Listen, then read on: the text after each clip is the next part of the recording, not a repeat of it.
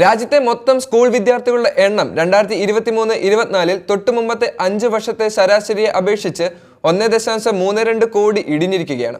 കേന്ദ്ര വിദ്യാഭ്യാസ മന്ത്രാലയത്തിന്റെ കണക്ക് പ്രകാരം 2023-24 പ്രീ പ്രൈമറി തലം മുതൽ ഹയർ സെക്കൻഡറി വരെ അംഗീകൃത സ്കൂളുകളിൽ ആകെ 24.80 കോടി വിദ്യാർത്ഥികളാണുള്ളത്. 2018-19 മുതൽ 2022-23 വരെ വിദ്യാർത്ഥികളുടെ എണ്ണത്തിന്റെ പ്രതിവർഷ ശരാശരി 26.12 കോടിയായിരുന്നു. 2018-19 മുതൽ 2021-22 വരെയുള്ള ശരാശരി എടുത്താൽ 26.36 കോടിയും ഇതിനെ അപേക്ഷിച്ച് 1.52 കോടിയുടെ കുറവാണ് 2023-24. സ്കൂൾ വിദ്യാഭ്യാസ മേഖലയുടെ സ്ഥിതിവിവര കണക്ക് ഉൾക്കൊള്ളുന്ന UDISE+ റിപ്പോർട്ടിലാണ് ഇക്കാര്യമുള്ളത്. ആധാർ ബന്ധിതമായി കുട്ടികളുടെ വിവരം കൃത്യമായി രേഖപ്പെടുത്തിയതോടെ ഇരട്ടിപ്പ് ഒഴിവായതാണ് എണ്ണത്തിലെ വൻ ഇടിവിന് കാരണമായതെന്ന് വിവിധ സംസ്ഥാന സർക്കാരുകൾ പ്രതികരിച്ചു.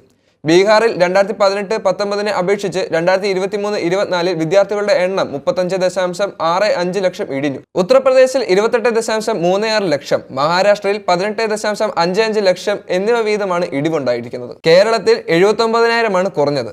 ജനസംഖ്യാനുപാതികമായി നോക്കിയാൽ കേരളത്തിലെ ഇടിവിന്റെ നിരക്ക് താരതമ്യേന വളരെ കുറവാണ്. അഖിലേന്ത്യാ അടിസ്ഥാനത്തിൽ പെൺകുട്ടികളുടെയും ആൺകുട്ടികളുടെയും എണ്ണത്തിൽ കുറവുണ്ടായിട്ടുണ്ട്. പെൺകുട്ടികളുടെ 4 വർഷ ശരാശരി 12.66 കോടിയായിരുന്നുവെങ്കിൽ 2023-24 ഇത് 11.93 കോടിയായി. ആൺകുട്ടികളുടെ എണ്ണം 13.7 കോടിയിൽ നിന്നും 12.87 കോടിയായി. സർക്കാർ സ്വകാര്യ മേഖലകളിൽ ഒരുപോലെ ഇടിവുണ്ടായിട്ടുണ്ട്. സർക്കാർ മേഖലയിൽ 5.59%, സ്വകാര്യ മേഖലയിൽ 3.67% ഇടിവിന്റെ തോത്.